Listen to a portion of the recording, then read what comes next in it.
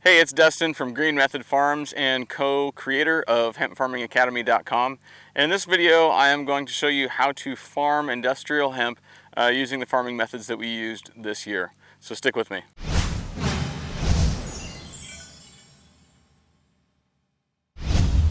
First of all, I just want to mention that we've had a ton of fun this year farming hemp. It's a beautiful plant, and it's almost instantly gratifying to watch these things grow. We planted them early May, and they were about 5 or 6 inches tall. Just these little things, you didn't even know if they're going to survive, and before you know it, they are growing.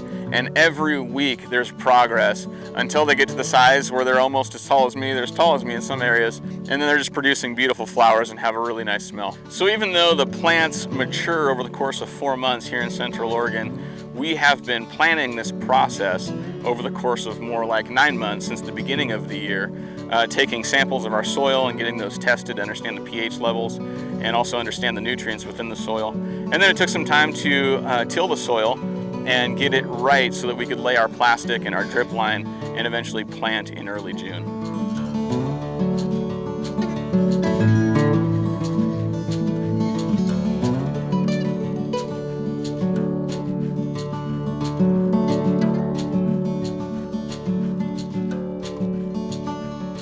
One of the things that you're going to want to consider when you decide that you're going to farm hemp is what genetics are you going to use. Not all seeds are created equal.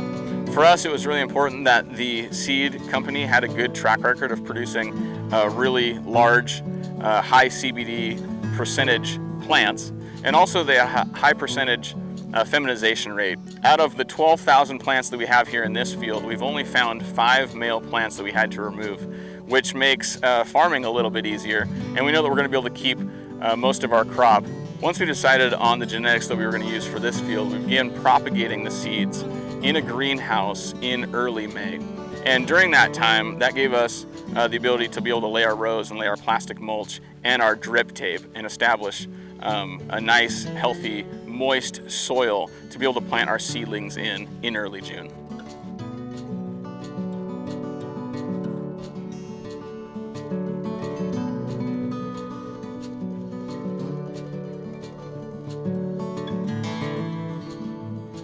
When it comes time to plant your seedlings into the ground, you want to get as much help as possible. We got about 7 or 8 people on planting days to be able to help us, and we utilized a water wheel transplanter, which is an implement that goes on the back of a tractor, and it has 2 seats where 2 people can sit, and they will drop their seedlings into holes that are created by the transplanter, about 4 acres into the ground each day. Once the seedlings are in the ground, the next couple months really is all about just making sure the plant is getting all of the proper water and nutrients that it needs to be able to fulfill its genetic potential. Those farming duties would include just checking and removing weeds in your rows. You can notice in our field, we're pretty much weed free. We have a really clean field, and this has really helped us allow all of the nutrients and water to go straight to the plant instead of it being robbed by weeds and other types of things. The other thing with weeds is you really don't want that in your biomass at the end of the season, so it's really important to be able to keep a clean field. The other thing you want to stay on top of is watering and giving the plants the fertilizer and the nutrients that they need throughout the season. Obviously, this is going to be a little bit different in the beginning of the season from the middle and towards the end of the season. So in the beginning, the plants are small. They're really not drinking a lot of water, and they don't need a lot of water. But when it gets really hot in the middle of the summer, mid-July, plants are large and they are drinking a lot of water. So you need to make sure that they're getting enough water at that point and that they're getting the nutrients that they need. Sometime mid to late July, the plant is going to transfer from the vegetative stage to the flowering stage, and it's going to really start focusing on producing flowers for the rest of the season. And so you're going to want to switch up your fertilizer to be able to help that out, because the sun and the light schedule is telling the plant, hey, it's time to be able to bud. And so you want your fertilizer and your nutrients to be able to follow that schedule that they are naturally getting from the sunlight. When it comes to fertilization, we fertilized straight through the drip tape right to the roots, as well as a foliar feeding. So at the beginning of the season, when we were foliar feeding, we just used a backpack sprayer, and it was relatively easy to be able to walk the rows and spray the plants. But as the plants got bigger, you can imagine spraying a large plant like this is going to take a lot of time, and to be able to do that over 10 acres, 12,000 plants, it's going to take we figured it would probably take about 50 man hours. So my partner developed a new little mechanism, and he was able to put a sprayer on the back of a three-wheeler and be able to go up and down the rows and spray that way. So that brings up another point, because we spaced our rows 8 feet wide so that we could drive a 3 or 4-wheeler down without any problems. Some people don't like to do that. They like to, maximize their land. We have a lot of land here, and so we figured, why not space the rows out really large so that we can drive an ATV up and down the rows. So in a week or two, we will be cutting and drying the plants, and we'll take a combine to be able to keep the really light stuff and get rid of the stalks and stems, so that we can have a real nice homogeneous biomass that we can send to the extraction facility to have the oil extracted from these plants.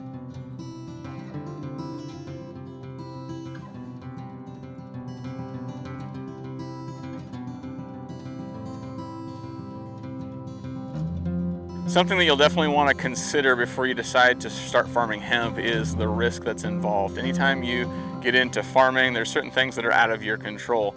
For instance, about a month ago, we had a major hailstorm that swept through the region.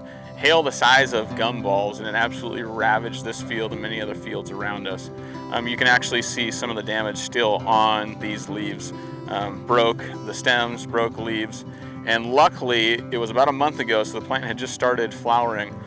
And after the hailstorm, I think the plant gave all of its energy to producing the flowers. We were fortunate because we still have something to show for it, and it looks like this crop has not only survived, but it's thrived. But there are other farms in the region that lost everything. They had nothing but sticks and stems left in their field. So you definitely want to consider the risk that's involved, because there is a lot of risk in farming. And that's why I've created a couple resources for you. The first one is a free PDF that is a hemp farming timeline and budget planner. So on this PDF, it'll go January through December, and it'll tell you the things that you need to be doing each month during that month. And it'll also show you a per acre budget so that you can plan your financing for your hemp farm. All you have to do to download that PDF for free is just click the link in the description, and that'll take you to a page where you can download the Hemp Farming Timeline and Budget Planner. The other resource I want to offer you is called Hemp Farming Academy. Hemp Farming Academy is an online video course that takes you step by step from field preparation all the way through harvest when it comes to farming hemp.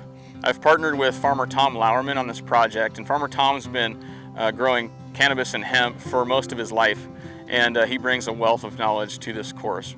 So if you are planning on farming hemp and you want some instructions and some help along the way, Hemp Farming Academy would be a great resource for you.